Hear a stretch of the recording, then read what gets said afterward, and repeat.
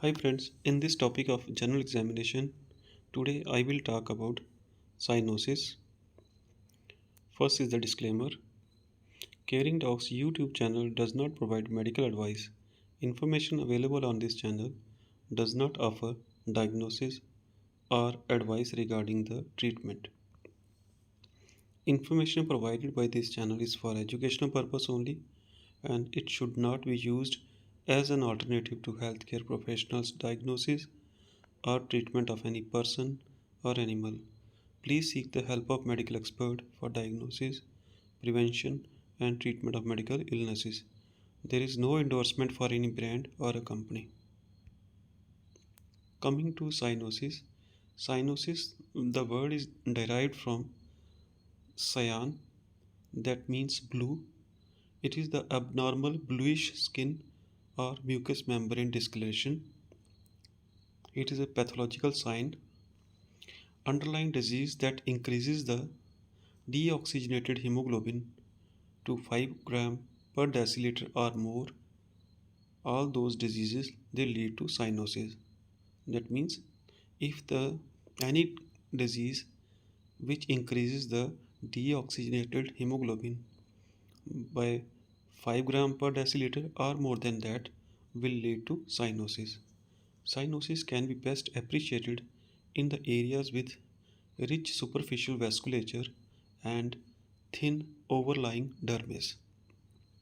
And these areas include lips, nose, earlobes, oral cavity, extremities, and tips of the fingers and toes.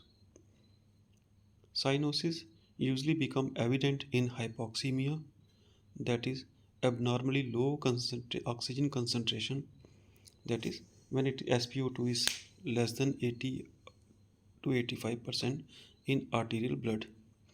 However, it is not sensitive or specific indicator of hypoxemia. Since cyanosis is a clinical sign, a proper evaluation is important to determine the etiology of cyanosis. So the criteria is when the deoxygenated hemoglobin is more than 5 gram or when there is abnormal hemoglobin, that is metHb or sulfHb plus minus SaO2 of less than 85%. Cyanosis can be true cyanosis or pseudocyanosis. True cyanosis is when it is due to deoxygenated hemoglobin. It can be central cyanosis, peripheral cyanosis, or differential cyanosis. Central cyanosis is generalized bluish discoloration of the body and visible mucous membranes. It occurs due to inadequate oxygenation secondary to condition that increases the deoxygenated hemoglobin or abnormal hemoglobin. Peripheral cyanosis is the bluish discoloration of the distal extremities, that is, hands, fingertips, and toes. It can sometimes involve circumoral or periorbital areas also, but the mucous membranes are not involved. Peripheral cyanosis is rarely a life threatening medical emergency. Differential cyanosis is the asymmetrical bluish discoloration between the upper and the lower extremities, and when it is present, it usually indicates serious underlying cardiopulmonary condition. Pseudocyanosis is despite adequate oxygenation, the patient has bluish discoloration. It is seen after ingesting certain drugs, toxins, or metals, and this is called pseudocyanosis.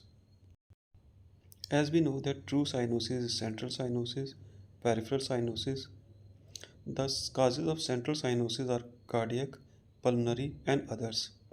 Among the cardiac causes, we have cyanotic heart disease, truncus arteriosus, transposition of the great arteries, total anomalous pulmonary venous connections, tetralogy of Fallot, tricuspid atresia, Epstein anomaly, and acidomerization, that is tardive cyanosis.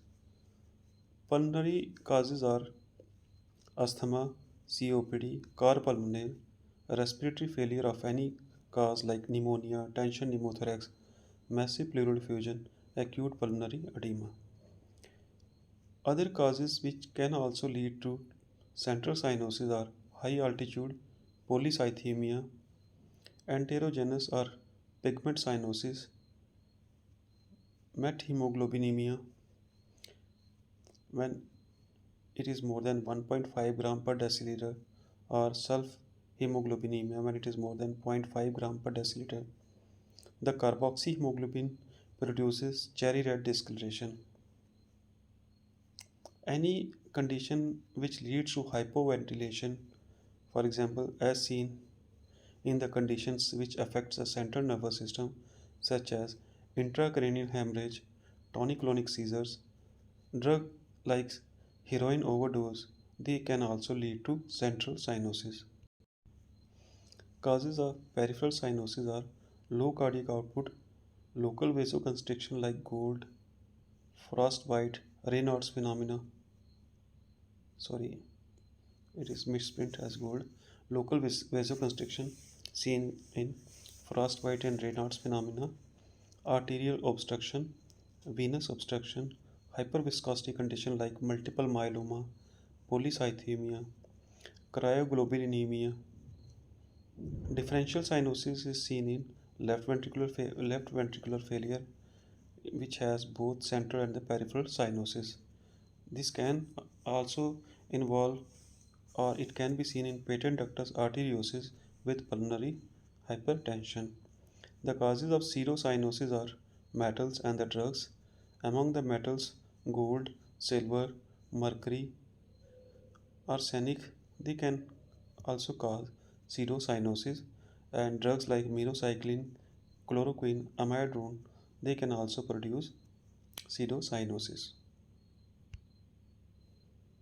Coming to pathophysiology of the cyanosis, cyanosis occurs when the blood doesn't have enough oxygen and it causes bluish discoloration of the skin. The main mechanism are hypoxia, and that too hypoxic hypoxia and stagnant hypoxia. Hypoxic hypoxia when there is not enough oxygen in the blood due to low oxygen level in the inhaled air, for example in high altitude area, when there is poor ventilation, when there is reduced oxygen diffusion, for example in certain lung diseases, heart defects, when there is right to left shunting of the blood in the heart. Stagnant hypoxia can also cause cyanosis because of reduced blood flow despite normal oxygen level in the arterial blood. It is seen in generalized when there is generalized reduced blood flow, for example in patients with heart failure, when there is localized reduced blood flow because of peripheral vascular diseases.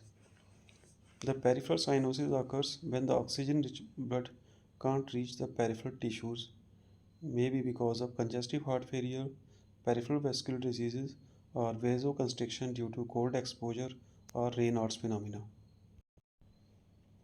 A detailed history and physical examination are crucial to determine the underlying cause of cyanosis.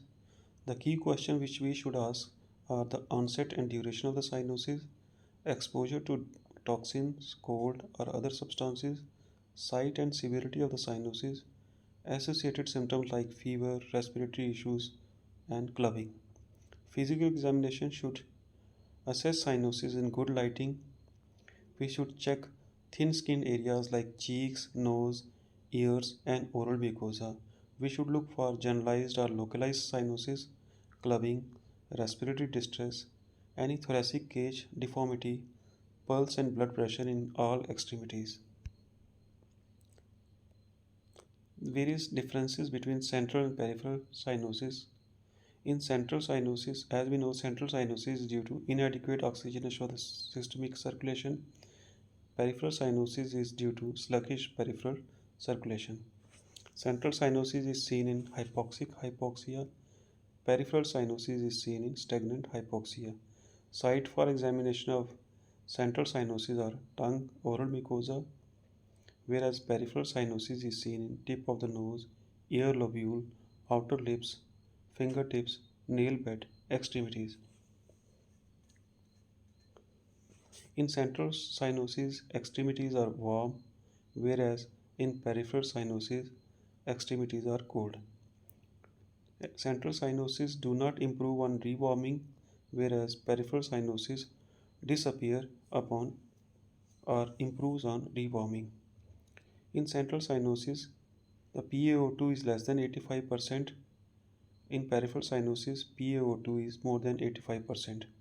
Central cyanosis improves on oxygenation, whereas peripheral cyanosis does not improve with oxygenation. Patients with central cyanosis have dyspnea and high volume pulse, whereas dyspnea and the high volume pulse are absent in peripheral cyanosis. Exercise may worsen the central cyanosis, but peripheral cyanosis usually improves with exercise. Central cyanosis may be associated with clubbing and polycythemia. Always note that cyanosis is best appreciated in the areas of the body where the overlying epidermis is thin and the blood vessel supply is abundant, such as lips, malar prominence like nose and cheeks, ears, and oral mucosal membrane like buccal and sublingual, and it is better appreciated in the fluorescent lighting or daylight. The atypical presentation of cyanosis. Differential cyanosis is seen in only lower limbs, for example, PDA with acermangerization. Reverse differential cyanosis is seen only in upper limbs. It is seen with PDA with acermangerization and transposition of great arteries. 3 by 4 cyanosis. In addition to lower limbs, the left upper limb may also be cyanosed.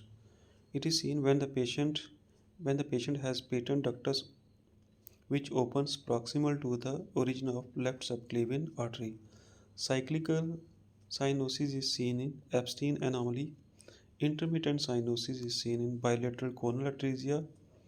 Orthocyanosis is development of the cyanosis only in the upright position due to hypoxia occurring in the erect posture. It is seen in pulmonary arteriovenous malformation. Cyanosis is absent despite sufficient amount of reduced hemoglobin or deoxygenated hemoglobin. It is seen in severe anemia and carbon monoxide poisoning.